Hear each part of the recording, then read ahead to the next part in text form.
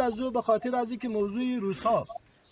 کمک روسا و پیسه روسا به طرف طالب که می آمد این موضوع افشا نشود یا اسرار نگاه داشته شود. ما یک دفتر دیگه در داخل تاجیکستان باز کردیم توسط آن مردم باز کردیم که اونا به طرف فهمیدی؟ یعنی که از اونجا چیگاه بود اومدیم اخیر با کجا به طرف تاجیکستان منشکدم چاپلوسا گوش کنم ترکمنستان و قزاقستان و شوروی اونا کاروبارهای در داخل منطقه داشتن تجارای بودن همون پروسه روسیه را پروسه کمک روسیه را باز بعد از مدت توسط یک نفر قنداری به نام حاجی فضل محمد نفر دیگه به نام حاجی ابراهیم از طریق تاجیکستان دفتر تاجیکستان را باز کردن.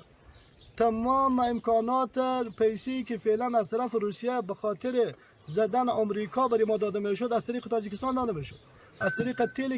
طریق تیلی که به طرف افغانستان وارد میشد از اون طریق پیسه رو ما میگرفتیم. از طریق که تل انمو مواد سوخت سالارکا یعنی که بنزین همینا سالارکا بنزین کی به افغانستان وارد میکنه؟ شمسلا کیه؟ داماد رحمانوف کیه؟ پرزیدنت تاجیکستان. فهمیده است که فراز فهمیده است که چی گپای مبلغی که طالبا در افغانستان میگیرن بسیط امریکا جنگ میکنن منطقه را گرفته ایستند رحمانوف توسط دامادش با کی میتیه با طالبا میتیه و سمت شمالا چیکار کرده ایستند گرفتن. یعنی این گپی ما نیست اینا نهضت اسلامی نگفته است اینا یگان نماینده مخالفان تاجیک یعنی که با رحمانوف نگفته ایستند در دستش سلاح در قفاش طالب گفته است اینا این گپی ما نیست. یعنی شمسلا صاحبوف با تجارت بنزینی که دارد همین بنزینایی که میآید از طرف مرکزیت چون در قزاقستان در اونجا با فکرم که پولی که باید بنزین بخره شمسلا صاحبوف او پول در قزاقستان میتین قزاقا یعنی که باکی با بنزین فروش یعنی که با شرکتی که بنزین میفروشه براشون و اون شرکت بنزین به پول میتید یعنی که پول چه دوجا پرداخت میکنه و شمسلا صاحبوف پولی که باید با شرکت قزاقی بتید چون شرکت چه طالبا یعنی که روسیه در قزاقستان پرداخت کردگن او پول میبره در کجا میسپاره در دست طالبا میتید. اگه فهمیده است یعنی که چی خیل یعنی که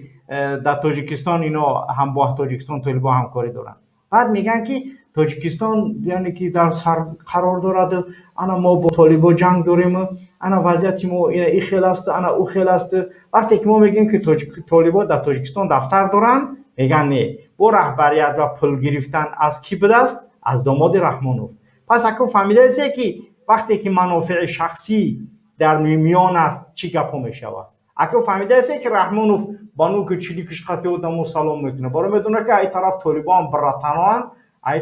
ای طرفشم یعنی که من یگان کسی یگان کار کردن نمیتونم. اگه فهمیده است مقصد از یعنی که کاری که انجام میگیرد یعنی که چی است وقتی که ما یک گپ میزنیم وقتی که ما یک چیز یعنی که گپ میزنیم که طالبا در تاجیکستان دفتر دارن هدفمون همین است یعنی یگان چیزی دیگر در اینجا یعنی وجود ندارد که شما در این مسئله یعنی که بگه که نه برای چی اتهام با مقصد با ما کردید یا اینکه این کاری که شما انجام دادید این کاری یعنی که چونی نیست یا نه برادرها اما خاطر خوب بفهمه که در اینجا یعنی که چی دستهای وجود دارد.